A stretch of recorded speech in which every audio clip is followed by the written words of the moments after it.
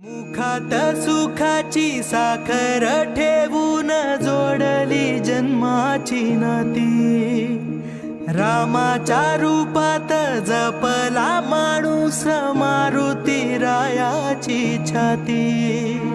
वाघाची लीलानी कपाळी टिळा तू जेड अंधारासाठी, भनक भीतीची नवती भवती आभाळ रे माझ्या पाठी।